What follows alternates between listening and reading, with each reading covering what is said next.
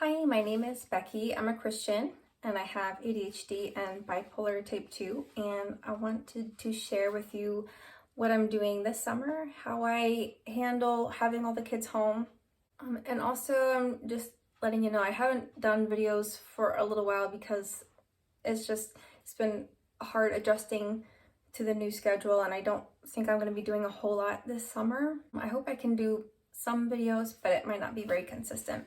So each summer that I have the kids home, the more structure that I have, the better it goes, because when I don't actually be proactive about it and I just let things go until I'm so frustrated I can't take it anymore, then I end up being a mean mom. I don't like having structure. It feels like bars of a cage, and I just want to go do whatever I feel like doing, but it just ends up being chaos and it's not fun. When I have a schedule, I can look at it and be like, oh, it's lunchtime. That's why everybody's so cranky. Okay, let's eat lunch now. I do really well with having other people holding me accountable to the schedule. Whenever I try to make a schedule for myself, I don't do very well following it, but if there's someone else expecting me to do something at a certain time, or someone else reminding me we're supposed to be doing something at a certain time, I'm much more likely to do it. I tried to have a mix of some structure and then some give in that, because when I'm trying so hard to stick to it's this time, this needs to happen, it can just get so stressful. So the first thing, I don't have a time for this. It's just eat breakfast and brush your teeth. It's just whenever they get up. It's summer, it doesn't matter what time they wake up, and sleep is really important. So I want them to get as much sleep as they need. And then once they eat breakfast and brush their teeth, then they do chores. I did have them help me come up with a list of chores, and I added some because there's some they don't like that they're never going to mention. But I did want them to at least participate a little bit, because I think it goes more easily than when I'm like, okay, everybody, here's the plan. This is what we're all going to do. I have a jar of morning chores and then a jar for afternoon chores. Last summer, we tried doing 2 chores in the morning and it was kind of overwhelming. So I'm doing a morning chore and an afternoon chore. And my kids' ages are 13, 12, 10, and 7. So my 7-year-old, I let her put a chore back and repick if it's too hard, like vacuuming. The vacuum cleaner is like as tall as she is. It's hard for her to maneuver. So she can just put it back and draw one if it's too hard. And then also I told them they wouldn't have to do the same chore 2 days in a row. So if they draw it the next day, they can put it back and draw again. One of the chores is helping with dinner. So if they pick that, then they just get another morning chore and do that. And then they can get their afternoon screen time in the morning, because I let them be on screens while I'm making dinner so I can focus and they leave me alone, because otherwise they're going to be interrupting me. If they're on a screen, they forget I exist. So once they do their chores, then they can have screen time for an hour. And I have them start screen times all together at the same time, rather than just when you're done your chore, you can go do it, because we set the timer for an hour, and I want it all to start at the same time because it just gets so confusing. And then also, if someone's taken forever to finish their chore, other people are going to be telling them to hurry up, not me. After screen time, it's just free time, and I need those big blocks of free time in the day, because like things change.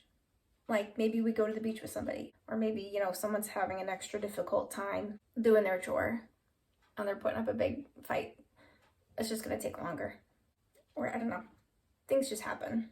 So it's nice to have big buffers in there. That free time's for probably about 2 hours, and then 11 o'clock I have them to get ready to go outside to play for 30 minutes. And I allow a 30-minute buffer time there for them to get ready to go outside.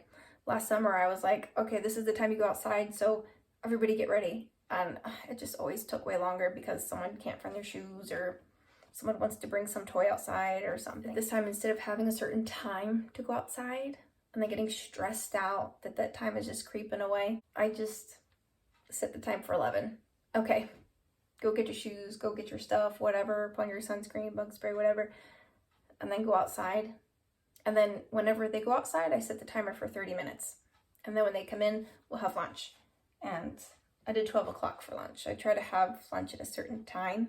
Once lunch is done, then we have a 30-minute, we call it rest alone read time. Some of them read, some of them play with Legos or whatever. I want to have that time during the day where they just have that calmness and they can take a nap if they want to. I used to do an hour. It was just a really long time for them and they hated it. So far this summer is going better. 30 minutes seems to be a more manageable time for them. And then I have more free time after that for like 2 hours. And then at about 3 o'clock, 3:30, I have them do their afternoon chore. And then whenever they're done their chores, they can get on screens for an hour. And then I go make dinner. And making dinner usually takes about an hour, depends on what I'm making. I just let them play until dinner's ready because I don't want them interrupting me, and I need to focus and get it done. And then one of the kids will help me, and I wanted to have that as a chore because I want them to learn about food and cooking, and this is a way for me to make sure that they are learning that without having to come up with a time of like, oh, okay, I'm going to teach you guys how to make spaghetti. Kill two birds with one stone, I guess. And then once dinner is done, there's a little bit of a free time there for like about an hour, and trying to figure out exactly how to do it where they're not getting wound up right before bedtime, but they're winding down. It seems like as soon as bedtime comes, some of them, they just get super wound and want to wrestle and like jump over the couches and stuff. So I'm thinking I might need to add a second outside playtime just so they're getting out their energy. I'm not sure. I'm just, trying to feel it out. And we also have a pretty big basement, so sometimes I'll send them down there to play.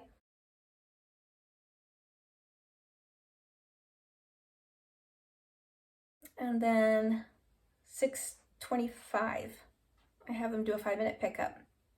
And the days that I remember to do that, it's amazing how much they can do in 5 minutes when there's 4 of them. It works well when I have music playing that's kind of upbeat for them, kind of acts as a timer. They're moving and cleaning, and it works for me too, just having a playlist to listen to as I clean. Then at 6:30, we do check yourselves for ticks, and I check their hair for ticks, and I have them go brush their teeth for 2 minutes. And once they're all ready, we have them go in their beds and listen to Adventures in Odyssey. We used to read books to them.